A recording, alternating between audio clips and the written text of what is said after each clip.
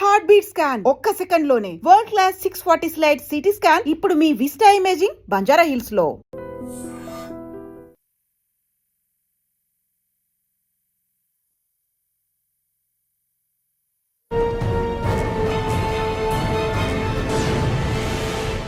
Welcome to Crime Diaries. ఈ వారం మన guest one of the best officer Bhadradri Kothagudem district.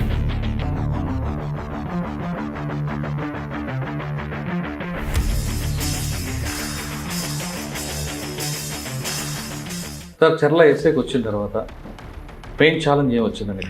Sir, నేను 2018లో వచ్చిన సార్. పార్టీలో పనిచేసేటోళ్ళు 30 మెంబర్స్ ఉన్నారు sir. Different cadres, party members కానీ, ఏసీఎం క్యాడర్స్ కానీ. కానీ ఇక్కడ ఇంకొక ప్రాబ్లం ఉంది కదండి, ఛత్తీస్గఢ్ నుంచి 3 జిల్లాలకు సంబంధించిన బోర్డర్ కదా. చర్లకు ఆనుకొని మనకు బీజాపూర్ డిస్టిక్, సుక్మా, దంతెవాడ వస్తుంది సార్. బేసిక్గా ఎక్కువ పెద్ద లీడర్స్ అంటే ఇప్పుడు సరెండర్ అయిన రాజు కానీ, మొన్న మీరు ఇంటర్వ్యూ చేసిన సోని కానీ, కిస్టారం ఏరియాలో సోని అని పేరు చెప్తే సార్ ఎంతోమంది భయపడేటోళ్ళు. కానీ మీరు కూడా అఫెన్స్ మోడ్లోకి వెళ్ళే సంఘటన ఎప్పుడైనా ఎదురయ్యేది? ఫస్ట్ సెక్యూరిటీ అనేది ఇంపార్టెంట్. మీ సర్వీస్లో ఎక్స్చేంజ్ ఆఫ్ ఫైర్లు ఉన్నాయా లేదా బంప్ ఆఫ్లు ఉన్నాయా? క్యాంపు మేము ఎస్టాబ్లిష్ చేసే టైంలోనే మా కానిస్టేబుల్కి ఒక బ్లాస్టింగ్లో ఇంజూరీ అవుతుంది సార్.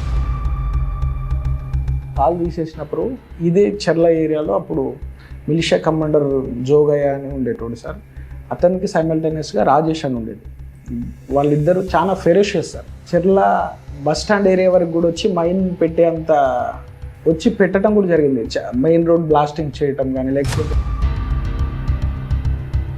లేకపోతే విలేజ్లో ఎవరైనా పోలీస్కి సపోర్ట్ చేస్తారంటే కొట్టడము, ఇవంతా చేసేటోడు సార్.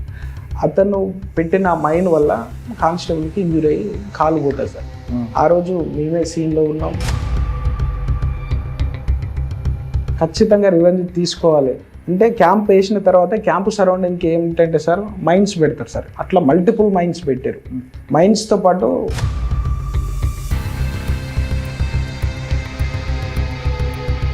ఆపరేషన్ లాంచ్ చేయాలి. బట్ ఆపరేషన్ లాంచ్ చేసి ఎనిమి దగ్గరికి వెళ్ళాలంటే ముందు మేము క్రాస్ చేసుకొని వెళ్ళాలి. ఎనిమి ఈ రోజు కాకపోయినా ఏదో ఒక రోజు దొరుకుతుంది సార్. బట్ మన కమాండోస్ కానీ మన వాళ్ళకి ఏమి జరగద్దు, అది ఇంపార్టెంట్ సార్. ఫైనల్గా ఎవరికి ఎక్స్పోజ్ అవ్వకుండా రీచ్ అయినాం సార్. రీచ్ అయినాం. ఎవరైతే మేము అనుకున్నామో ఆ పర్సన్ కూడా లొకేషన్లో ఉన్నాడు. అర్లీ మార్నింగ్ లైట్ వస్తుంది, ఫైర్ ఓపెన్ అవుతుంది సార్. ఆ ఫైరింగ్లో కొంతమందిని న్యూట్రలైజ్ చేసినాం. బట్ ఎవరైతే మేము అనుకున్నామో ఆ ఫైరింగ్లో అది మిస్ అయిపోయింది. అతను మిస్ అయిపోయినాడు, మిగిలిన వాళ్ళు ఇదైనారు. బట్ ఆ తర్వాత మళ్ళీ వేరే దాంట్లో అతన్ని మళ్ళీ న్యూట్రలైజ్ చేయడం కూడా జరిగింది సార్. మీరు ఐడెంటిఫై చేసిన ప్రాంతాల్లో పోలీస్ ఫండ్తో ఏ విధంగా డెవలప్ చేస్తారు? ఇక్కడ ట్రైబల్ ఆచారాలు ఎక్కువ ఉంటాయి సార్. వాళ్ళు ఫంక్షన్ హాల్ లాంటిది కానీ, కమ్యూనిటీ హాల్ లాంటివి కావాలి. ఈసుడిపలో ఒక హాస్పిటల్ పెట్టింది.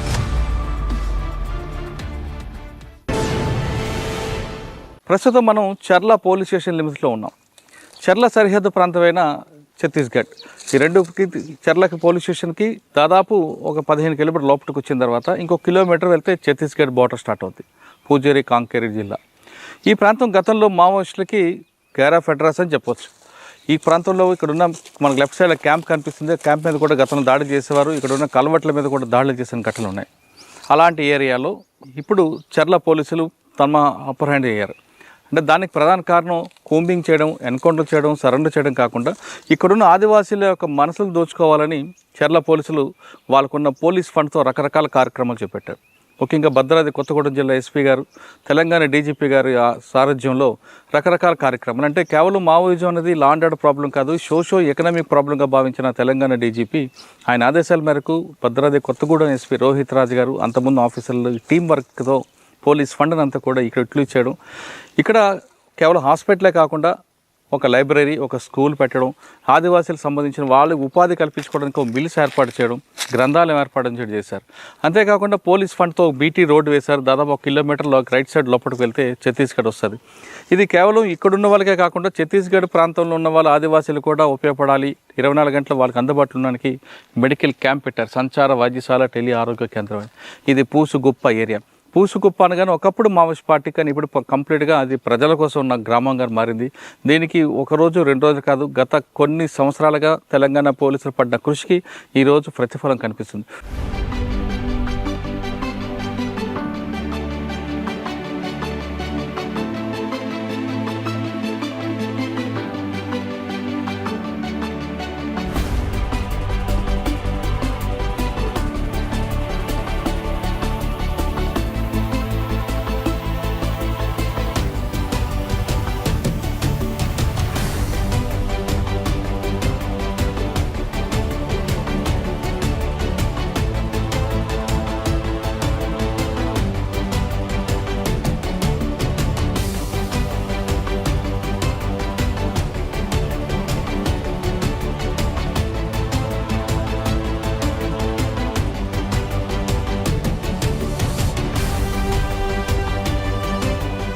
Welcome to Crime diaries.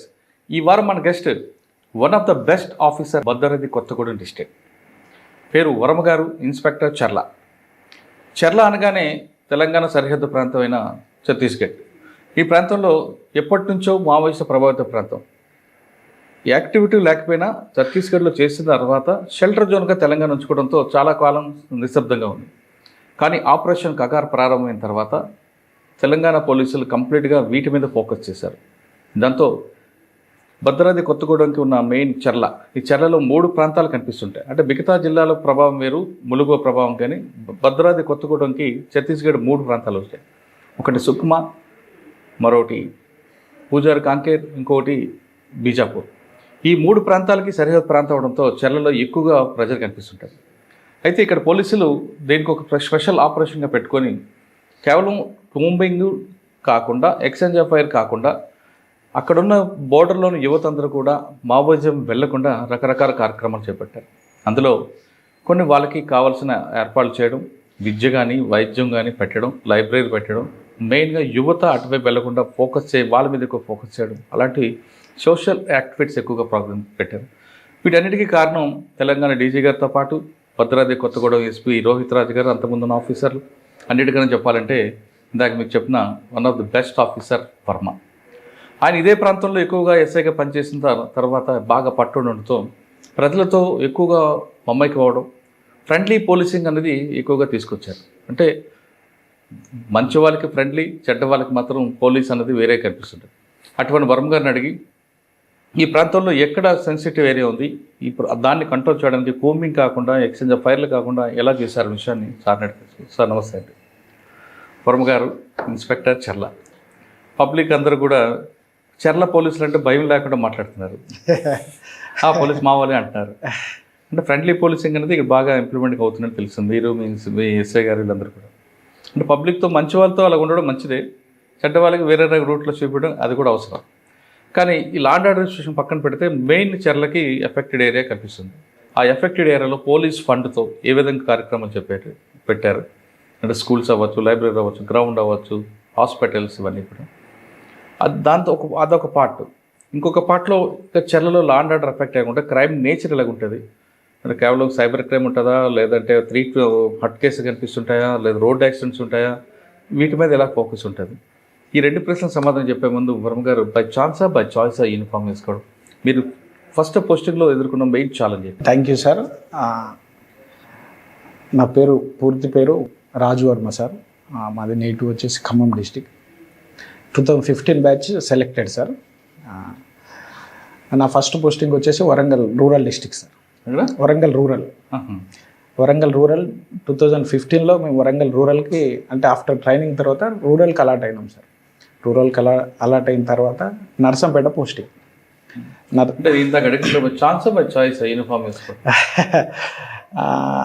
అంటే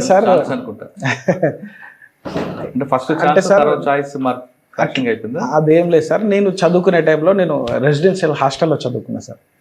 చదువుకునే టైంలో అంటే నేను చదువుకున్న హాస్టల్ కూడా ఇంటీరియర్ ఏజెన్సీ ఏరియాలో ఉండేది. ఎప్పుడైనా స్కూల్ యాన్యువల్ ఫంక్షన్స్కి కానీ ఏదైనా ఫంక్షన్స్కి అక్కడున్న లోకల్ పోలీస్ ఆఫీసర్స్ వచ్చేటోళ్ళు, పర్టికులర్గా ఎస్ఐ ర్యాంక్ ఆఫీసర్లు వచ్చేటోళ్ళు. ఐపీఎస్ ఆఫీసర్లు కానీ ఐఏఎస్ ఆఫీసర్లు అంత దూరం వరకు రాకపోయేది. అంటే నేను నా schooling sir 1 to 4th class మా విలేజ్లో. దెన్ తర్వాత రెసిడెన్షియల్ స్కూల్, రెసిడెన్షియల్ హాస్టల్లో నేను జాయిన్ అయినా సార్. అప్పుడు 2005 వరకు, అంటే 5th to 10th. 10th నేను హాస్టల్లో జాయిన్ అయినా సార్. అది వచ్చేసి సార్ ఇప్పుడు ఏపీలో గెలిచిపోయిన చింతూరు రెసిడెన్షియల్ సార్. అది మనకి ఇంతవరకు ఎర్తువైల ఏపీ స్టేట్. అది అక్కడ ఏదైనా యాన్యువల్ ఫంక్షన్కి అక్కడ ఉన్న ఎస్ఐ గారు వచ్చేటోళ్ళు. అది కొద్దిగా మోటివేటివ్గా అనిపించేది యూనిఫామ్ మీద. ఎస్, అట్లనే అట్ ద సేమ్ టైం మా మేనమామ గారు సార్, ఈజ్ ఏ మంచి స్పోర్ట్స్ పర్సన్. ఆయనకు కూడా ఆశ ఉండేది, బట్ ఆయన కాలేదు.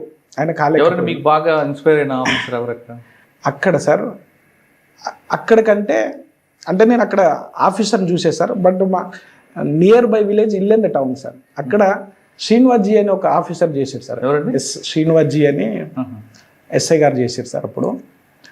అప్పుడు సార్ చేసినప్పుడు ఇల్లెంద టౌన్ అంటే సింగరేణి ఏరియాలో ఎట్లా ఉండేదంటే యూత్ కొద్దిగా ఫాదర్స్ అంతా ఎంప్లాయ్మెంట్ తోటి ఉండటం వల్ల వీళ్ళు ఏమవుతారంటే అదర్ యాక్టివిటీస్కి ఎక్కువ అవుతారు సార్.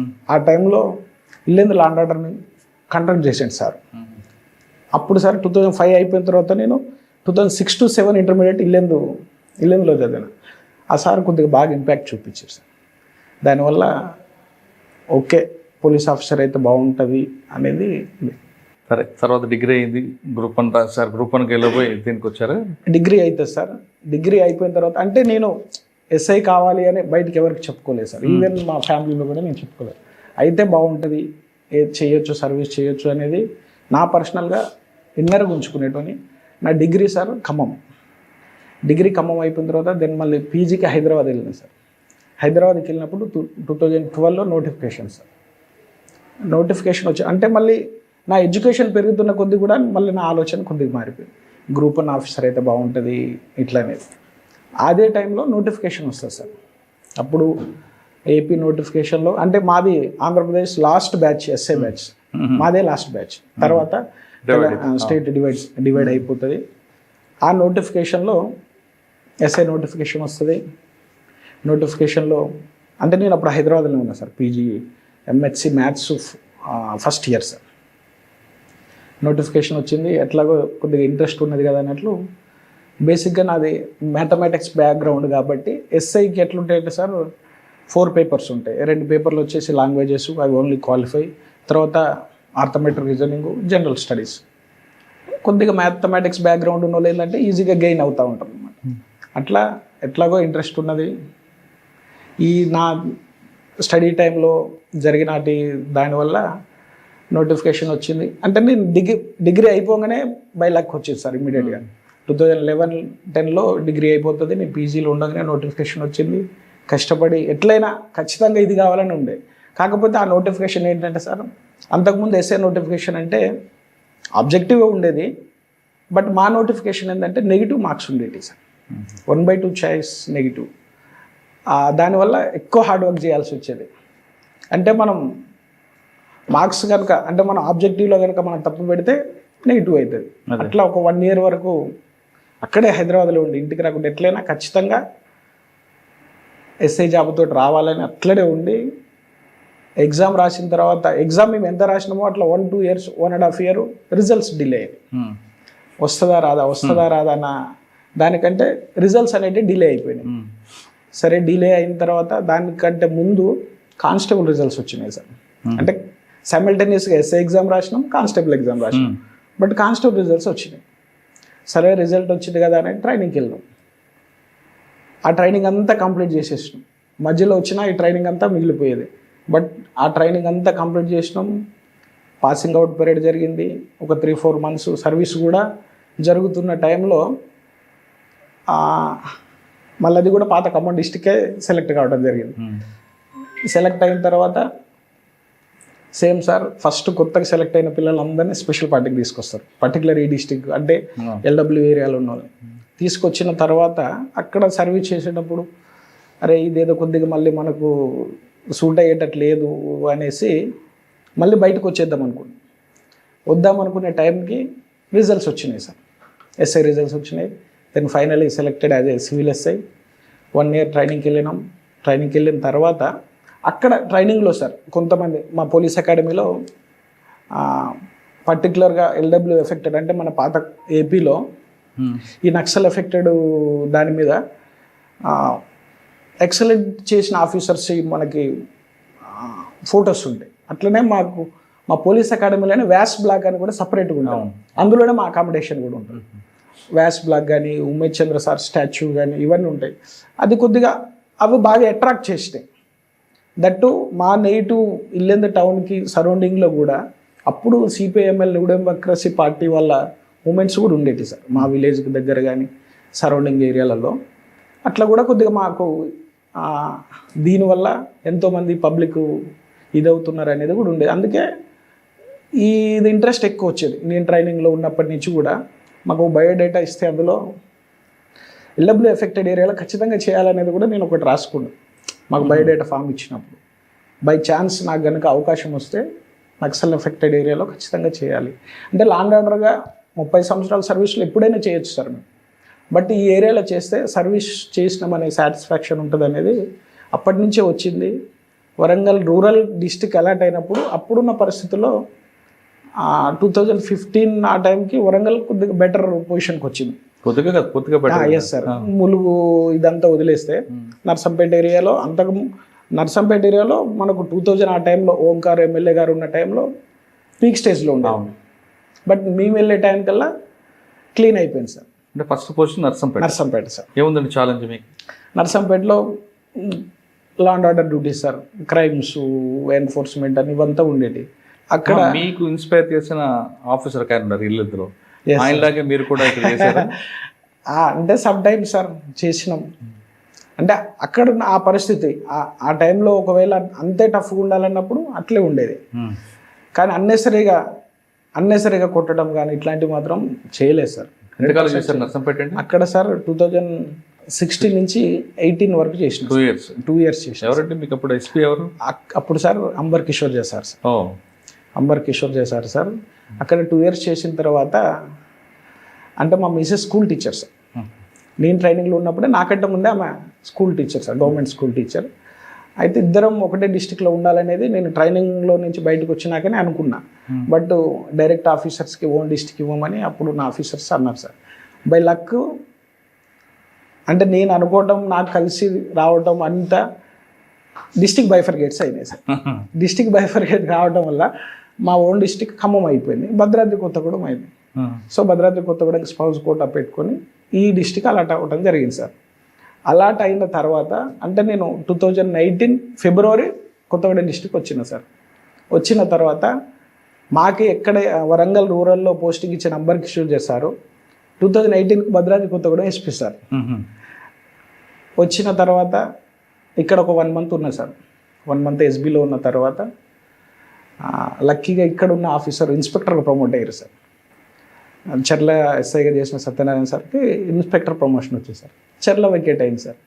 సరే నాకు చేయాలని ఉన్నది కదా అని 1 day వెళ్ళి ఎస్పీ సార్ని, సార్ నాకు ఇట్లా ఇంట్రెస్ట్ ఉంది, చర్ల చేయాలి, ఎల్డబ్ల్యూ ఎఫెక్టెడ్ ఏరియాలు చేయాలి అంటే చర్ల ఇవ్వాలి అని అంటే 10 మంది ఆఫీసర్లు. ఎందుకంటే సార్ నేను వచ్చే టైం కూడా కొంచెం చాలా మూమెంట్ ఉంది సార్, చర్లలో చాలా మూమెంట్ ఉన్నది. సో నేను వెళ్ళి అడగంగానే సార్ ఇట్లా ఇంట్రెస్ట్ ఉన్నది, ప్రీవియస్ ఇది ఉన్నది అంటే సార్ ఇమ్మీడియట్గా నాకు ఇక్కడ చర్ల ఎస్ఐగా పోస్టింగ్ ఇచ్చారు సార్. సార్ చర్ల ఎస్ఐకి వచ్చిన తర్వాత మెయిన్ ఛాలెంజ్ ఏం వచ్చిందండి ఇక్కడ? చర్ల ఎస్ఐ సార్ బేసిక్ ఛాలెంజింగ్ వచ్చింది. మీరున్న పీరియడ్లో అటువైపు నుంచి అటాక్లు జరిగాయి సార్. నేను 2019లో వచ్చిన సార్. అప్పటికే చర్లలో అరౌండ్ ఓన్లీ చర్ల మండలం విలేజ్లో పార్టీలో పనిచేసేటోళ్ళు 30 members ఉన్నారు sir. Different cadres, party members కానీ, ఏసీఎం క్యాడర్స్ కానీ ఇవంతా. పార్టీ అంటే 30 members యూజీ క్యాడర్స్ వదిలేస్తే అంటే ఒక్కొక్క విలేజ్కి కమిటీ సపరేట్ ఉంటుంది, మిలిషియాలో పనిచేసేటోళ్ళు సపరేట్ ఉంటారు, సింపథైజర్ సపరేట్ ఉంటుంది. అంటే పార్టీకి సంబంధం లేకుండా నా దగ్గర ఈ చర్ల మండలంలో అంటే ఛత్తీస్గఢ్ నుంచి మైగ్రేట్ అయిన వచ్చిన విలేజెస్ 19 ఉంటాయి సార్. అంటే 19 విలేజ్, ఒక్కొక్క విలేజ్కి కమిటీ, మిలిషియా, సింపథైజర్ చేస్తే ఒక్క విలేజ్కి ఒక 30 members వస్తారు. ఇవి కాకుండా పార్టీలో పనిచేసే ఒక 30 members. ప్రతి ఒక్క విలేజ్లో యాక్టివ్ పర్సన్స్ ఉండేటోళ్ళు. అట్లా చాలా ఇబ్బంది ఉండేది. అంటే ఇప్పుడున్నంత సిగ్నల్ నెట్వర్కింగ్ సిస్టమ్ 18లో లేదు సార్. కానీ ఇక్కడ ఇంకొక ప్రాబ్లం ఉంది కదండి, ఛత్తీస్గఢ్ నుంచి 3 జిల్లాలకు సంబంధించిన బోర్డర్ కలుస్తుంది. Yes sir, yes. అసలు ఆ ప్రాబ్లం ఎలా ఫేస్ చేశారు మరి? ఇప్పుడు చెర్ల మండలంలో చెర్ల ఏరియా కమిటీ ఎట్లున్నదో సార్, చెర్లకు ఆనుకొని మనకు బీజాపూర్ డిస్టిక్, సుక్మా, దంతెవాడ వస్తుంది సార్. బేసిక్గా ఎక్కువ ఏరియాని మాత్రం బీజాపూర్, సుక్మా డిస్టిక్స్ ఉంటాయి. మనకి ఎట్లయితే చెర్ల ఏరియా కమిటీ ఉందో బీజాపూర్కి పాంబేడ్ ఏరియా కమిటీ ఉండేది సార్. పాంబేడ్ ఏరియా కమిటీ, సుక్మాలో Kistaram area committee. Kistaram area committee అనేది హార్డ్ కోర్ ఆ టైంలో చాలా పెద్ద పెద్ద అఫెన్సెస్, పెద్ద పెద్ద లీడర్స్, అంటే ఇప్పుడు సరెండర్ అయిన రాజు కానీ, మొన్న మీరు ఇంటర్వ్యూ చేసిన సోని కానీ, కిస్టారం ఏరియాలో సోని అని పేరు చెప్తే సార్ ఎంతోమంది భయపడేటోళ్ళు. అంటే ఆమె జనతన్ సర్కార్లో పనిచేసి నెంబర్ ఆఫ్ మెంబర్స్ని పార్టీలోకి అట్రాక్ట్ చేసింది, రిక్రూట్ చేసింది, అంతే ఆర్గనైజ్ చేయగలిగింది. సేమ్ పామేడ్ ఏరియా, పూజారి కాంకేర్, ఇవి ఎంత ఇబ్బంది ఉండదో చెర్ల ఏరియా కూడా అంతే ఉండేది సార్. ఇదంతా మేజర్ ఛాలెంజ్ ఉండేది. మేజర్ అంటే major challenge sir. Complete day నుంచి ఈవినింగ్ వరకు ఎవరు వస్తున్నారు, పార్టీ మూమెంట్ ఏంది, ఏం చేస్తారు, ఎక్కడ అటాక్ చేస్తారు, అంటే మళ్ళీ మా పార్టీస్ వెళ్ళి రిటర్న్ వచ్చేటప్పుడు ఏం ప్రికాషన్స్, ఇవంతా కంప్లీట్ దీని మీదనే సీరియస్ ఫోకస్ అంతా ఎల్డబ్ల్యూ మీదనే ఉండేది sir. Apart from law and ఆర్డర్ని తీసేస్తే దాని మీదనే ఎక్కువ ఫోకస్డ్ ఉండేది సార్. వాళ్ళు ఎక్కువ అఫెన్స్ మోడ్లో ఉంటారు, మీరు డిఫెన్స్ మోడ్లో కనిపిస్తుంటారు. కానీ మీరు కూడా అఫెన్స్ మోడ్లోకి వెళ్ళే సంఘటన ఎప్పుడైనా ఎదురయ్యా మీకు? అంటే డిఫెన్స్ అని కాదు సార్, ఫస్ట్ సెక్యూరిటీ అనేది ఇంపార్టెంట్. మన సెక్యూరిటీ అనేది చాలా ఇంపార్టెంట్. మనం ఎప్పుడైతే మనం సెక్యూర్గా ఉంటామో దాని తర్వాత ఎనిమిని అటాక్ చేయొచ్చు. మన లైఫ్ అనేది చాలా ఇంపార్టెంట్. సో అంటే మనకి ఏదైనా ఒక ఇన్ఫర్మేషన్, ఎనిమి ఇన్ఫర్మేషన్ వస్తే అది కరెక్టా కాదా, దాని నెంబర్ ఆఫ్ టైం ఎనాలిసిస్, లేకపోతే మనకు వచ్చిన ఇన్ఫర్మేషన్ మనం సీనియర్ ఆఫీసర్స్కి ఫార్వర్డ్ చేస్తాం. సీనియర్ ఆఫీసర్స్ కూడా వాళ్ళకున్న నెట్వర్క్స్ తోటి వాళ్ళు వెరిఫై చేస్తారు. దెన్ అట్లా మల్టిపుల్ ఇన్ఫర్మేషన్ తోటి చేసి అసలు ఎంతవరకు అది కరెక్ట్ అనే దాని మీద ఆపరేషన్స్ లాంచెస్ కానీ ఇటువంటివి జరుగుతాయి సార్. ఎస్ఐకి ఎంతకాలం పనిచేస్తారు ఇక్కడ మీరు? సార్ 2018లో వచ్చి సార్ 22 వరకు పనిచేసిన సార్. 4 years చేసిన సార్. మధ్యలో 22 కంటే మధ్యలో సార్ దీన్ని అప్గ్రేడ్ చేసినారు సార్. ఇన్స్పెక్టర్గా చేసినప్పుడు, అంటే నాకు పోస్టింగ్ ఇచ్చినప్పుడు అంబర్కి జోసే సార్ ఎస్పీ సార్, ఏఎస్పీగా సునీల్ దత్ సార్ ఉండే సార్. సార్ ఇప్పుడు ఖమ్మం సిపి చేస్తారు సార్. తర్వాత ఆఫ్టర్ 3 months తర్వాత సునీల్ దత్ సార్ జగిత్యాల నుంచి మళ్ళీ ఇదే డిస్టిక్ వచ్చినారు సార్. అప్గ్రేడ్ అయిన తర్వాత సార్ ఏమన్నారంటే, ఇన్స్పెక్టర్ అయింది కదా, ఇన్ని రోజులు ఎస్ఐ SHO ఉన్నావు, మరి ఇన్స్పెక్టర్ కింద పని చేయాలంటే నీకు ఎట్లుంటుందని నాకు బుర్గంపాటి ఇచ్చినారు పోస్టింగ్. బుర్గంపాటి ఇస్తే, లేదు సార్ నాకు ఈ ఏరియాలో పని చేయాలని నాకు ఇంట్రెస్ట్ ఉంది కాబట్టి నేను ఇక్కడే కంటిన్యూ అవుతాను, అట్లనే సార్ దగ్గరికి వెళ్ళి రిక్వెస్ట్ చేసుకుని నా కన్సర్న్ కూడా సార్ ఉంటే అట్లా కంటిన్యూ అయ్యి 22 వరకు చేసింది సార్. అంటే 4 సంవత్సరాలు మీరు చాలా మంది ఎస్పీలు చూస్తుంటారు, 2-3 అంబర్ కిషోర్ సార్ తర్వాత సార్ సునీల్ సార్ చేసినారు. సునీల్ దాస్ తర్వాత Vineeth sir doctor Vineeth sir. అంటే సునీల్ దత్ సార్ ఎస్పీకి వెళ్ళిన తర్వాత వినీత్ సార్ ఏఎస్పీ భద్రాచలం వస్తారు సార్. ఆయన తర్వాత వినీత్ సార్ తర్వాత సార్ రోహిత్ సార్ ఎస్పీకి వచ్చినారు. రోహిత్ సార్ కన్నా ముందు ఆయన ఉన్నారు కదండి? లేదు sir, Vineeth sir SP, Vineeth sir Rohit sir Vineeth గారు yes sir, Narayanpet SP. Yes sir, right. అప్పుడు Vineeth sir as ASP sir, Rohit sir ASP Bhadrachalam sir. Sir ఈ 4 సంవత్సరాలు పనిచేసిన టైంలో ఇష్యూ మీరు కావాలని వచ్చారు, నక్సల్స్ మూవ్మెంట్ అనేది లా అండ్ ఆర్డర్గా చూసారా, లేదా సోషియో ఎకనామిక్ ప్రాబ్లంగా ఐడెంటిఫై చేసి ఈ సోషల్ యాక్టివిటీస్ పెట్టాలి అనే ఆలోచన వచ్చింది? లేదు సార్, అది లా అండ్ ఆర్డర్ అనేది కంప్లీట్ డిఫరెంట్ సార్. అది క్రైము అంటే ఒక అఫెన్స్ అయితే సింపుల్ హర్ట్ అవుతుంది, ఎఫ్ఐఆర్ చేస్తాం, ఇన్వెస్టిగేషన్ చేస్తాం, ఛార్జ్షీట్ ఫైల్ చేస్తాం. బట్ ఇది మాత్రం అట్లా కాదు సార్, ఇది ఒక ఇంటర్నల్ ఇష్యూ అనమాట. ఇంటర్నల్ సెక్యూరిటీకే మనకు ప్రాబ్లం. అంటే మన ఇండియన్సే మన దగ్గర పనిచేసే యూతే మన సిస్టానికి, మన రాజ్యాంగానికి ఎగెనెస్ట్గా ఫైట్ చేస్తూ ఉంటాం. అది మనకే ఇబ్బంది.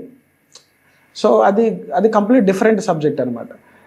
నాకు దీనికంటే ముందు ఏంటంటే సార్, నేను 10th class చదివే టైంలో మాకు ఒక దగ్గర బంధువు సార్, అంటే మా ఇల్లంద ఏరియాలో అప్పుడు ఎన్డీ పార్టీ బాగా యాక్టివ్గా పనిచేసేది.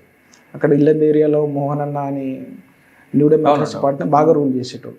మాకు ఉన్న ఒక బంధువు ఇట్లనే విలేజ్ ఎల్డర్గా ఉంటారు సార్. ఎల్డర్గా ఉన్నప్పుడు అతన్ని అదే పార్టీ చంపేస్తారు. చంపేసినప్పుడు చంపేసినప్పుడు ఆ ఫ్యామిలీలో చిన్న పిల్లలతోటి మా బంధువు ఇబ్బంది పడతారు సార్. అంటే వితౌట్ రీజన్ మనిషి ప్రాణం తీసిన తర్వాత పోలీస్ ఇన్ఫార్మర్ అని ఒక ట్యాగ్ వేసి ప్రాణం తీసేస్తారు.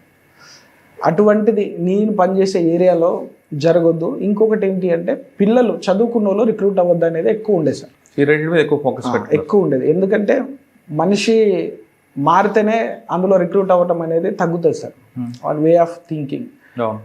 ఇంకొకటి చదువుకున్న పిల్లలు రిక్రూట్ అవ్వద్దు అనేది ఎక్కువ ఉండేది సార్. చాలామంది చదువుకునేటోళ్ళు పిల్లలు ఇప్పుడు మనకి మన border village at the same time Bijapur, Dantewada, Sukma ఈ ఏరియాలలో ఓన్లీ జంతన్ సర్కారే రూల్ చేసేది. జంతన్ సర్కారే స్కూల్స్ పెట్టి పాఠాలు చెప్పేటోళ్ళు.